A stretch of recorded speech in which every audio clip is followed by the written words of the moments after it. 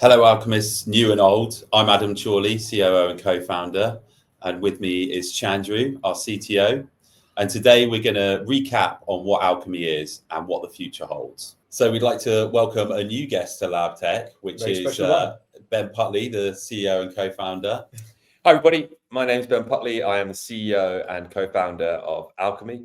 It's a pleasure to finally be asked to join the LabTech podcast after hosting many episodes of LabTalks. I've had to brush up on my technical skills to now join LabTech.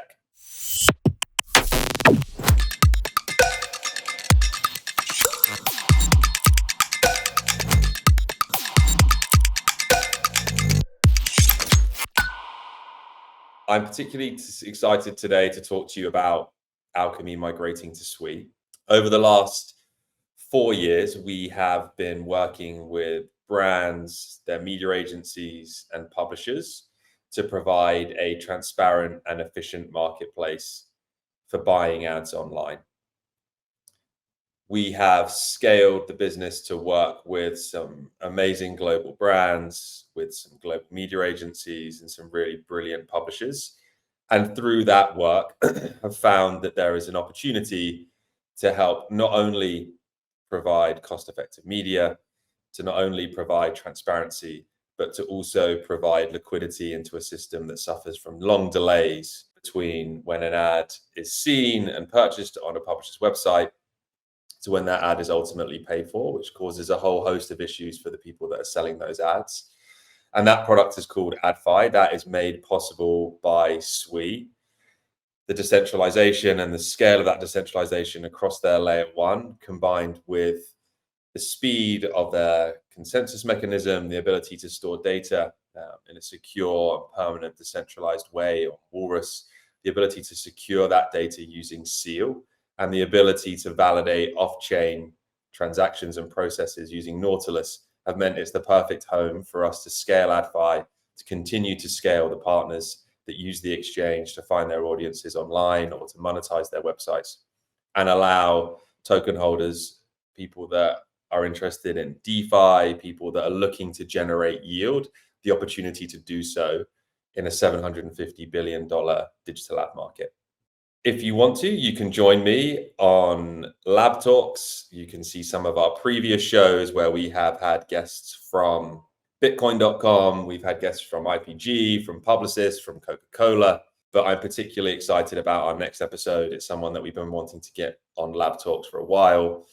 We've finally been able to do so, and I think you all will very much enjoy the conversation that we have. So enjoy LabTech. Thank you very much. So welcome, Ben, to LabTech, where we talk about all things AdTech and Alkimi. So, Alkimi. Alkimi is a decentralized ad platform.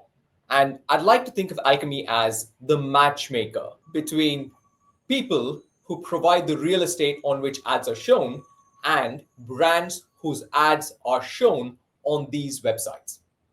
So Alkimi is an ad platform that enables the buying and selling of these advertisements. You can think of it like maybe the eBay for ads, where Alkimi conducts an auction for every ad that is shown via our ad platform.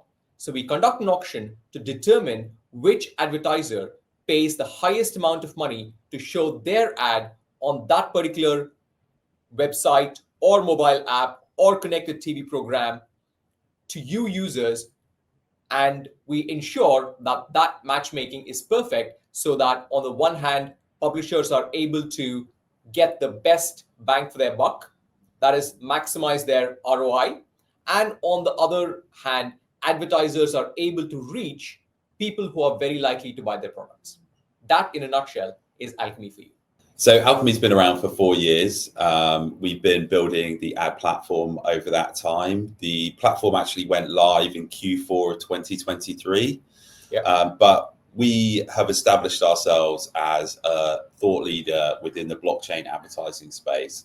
So do you just want to talk through kind of where we've come from and where we're about to go?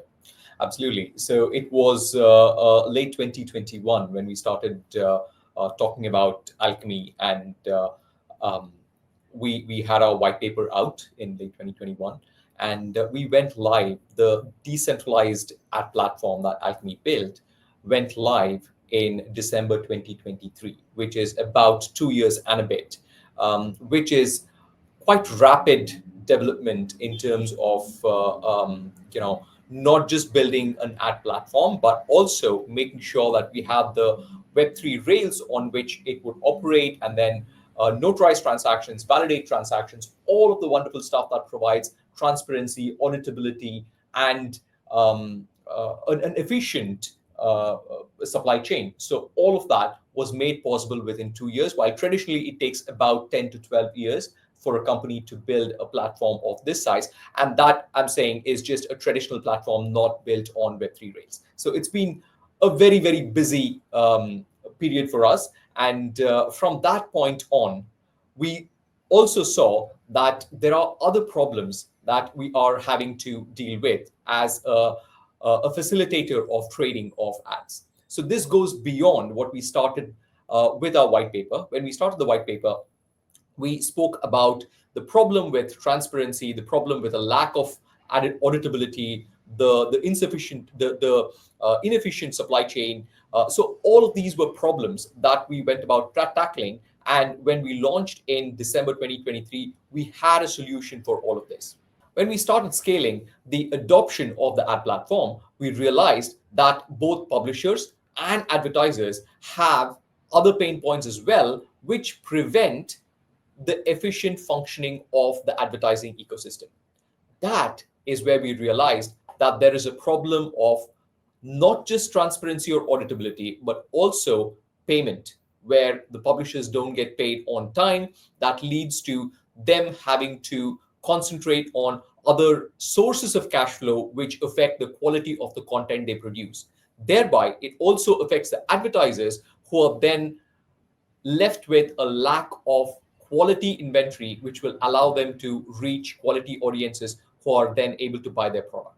And we've really seen that stable coins have become the killer app for blockchains. And really that's because they facilitate payments, and they facilitate them in a trustless fashion, in an automated, programmable way, which, although you can do with other rails, it just isn't as transparent.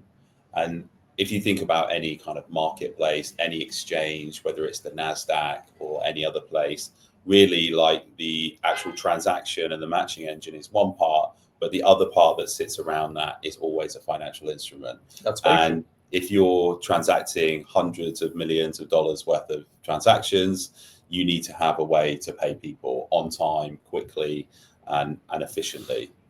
In a transparent way. Absolutely right. Because the biggest problem with the ad ecosystem is that it is a walled garden. The publishers don't know how much the advertisings are paying for their ad inventory.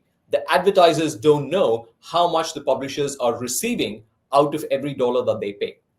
By removing those walls, by making sure that everything is transparent and auditable, we are holding everybody accountable. So every dollar spent and every penny expended is taken into account. People in the whole supply chain know where their money is going, how much they're receiving, whether that is sufficient value for the services that they are providing or not. So Chorley, I know you've been in this industry for a lot of years. I wouldn't say how many, that would be revealing your age. But would you want to take us through why this opportunity is so massive?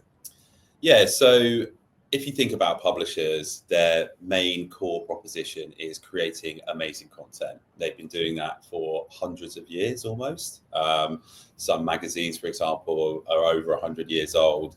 But when the internet was formed, along came digital advertising, and they're not really tech companies. So it really has created this asymmetry of information, where you have big tech companies able to maybe exploit somewhat that lack of knowledge in those publishers.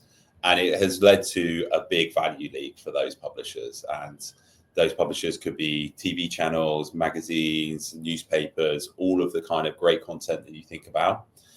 And the problem that we're solving is making sure that those publishers know exactly what happened. So using a blockchain has actually become a bit of a silver bullet. It was identified a very long time ago by the IAB as the perfect solution for advertising, because you can see every single transaction that took place, with whom, and what was placed where. So that kind of information is a godsend for any publisher.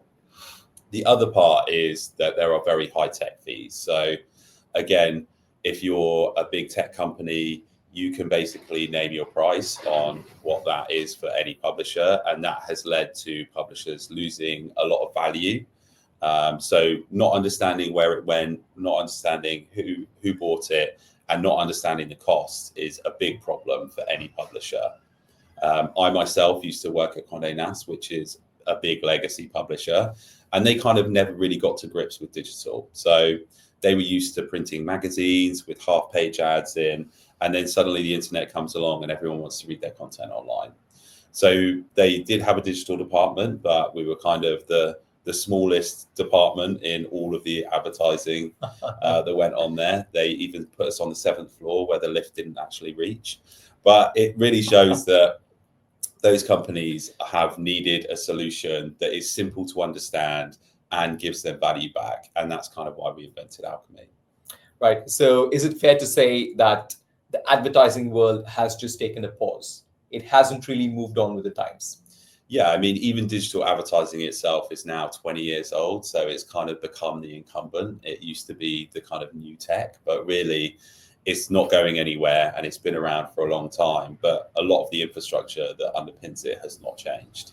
Surely, just for all of our listeners to get a view of how big this problem is, what is the kind of money we are talking about? What is the value that is changing hands from the advertisers to the publishers? And what is the leak that we are talking about? So across like the whole of digital advertising, it's a $750 billion industry, which is absolutely massive. Most people don't even know it exists, really. And by 2030, it's scheduled to be $1 trillion, which is a lot of cash. Absolutely. And within that, the value leak is about 40%. It can be a lot more than that. That was just from an ANA study and an ISBA study, which showed that 40%. So you can probably think that if that's the average, there's some times where it's maybe up to 90%. So if you're a publisher and you're trying to create content, that's a big problem, because that means that you can have less journalists, less videographers, whatever it is, to make really good quality content. That's true. I was reading that ISBA study, and what I could gather was the study said there's a drop of about 40% just by querying 5% of the transactions. So that number could very well be far bigger than the 40% that we're talking about, because the sample size is so tiny. It's about 5% of the transactions that were queried. And based on the 5% of transactions queried, they said there's a leak of 40%. So it could well be more than that. Yeah, and that just highlights the lack of transparency as well. You know, these publishers are doing millions of dollars worth of transactions, and they're receiving a lot less of it, and they don't really know where the value leak is. Classic problem for blockchain, where transparency can actually bring about quite a lot of relief to both publishers and advertisers, I must say. Yeah, exactly.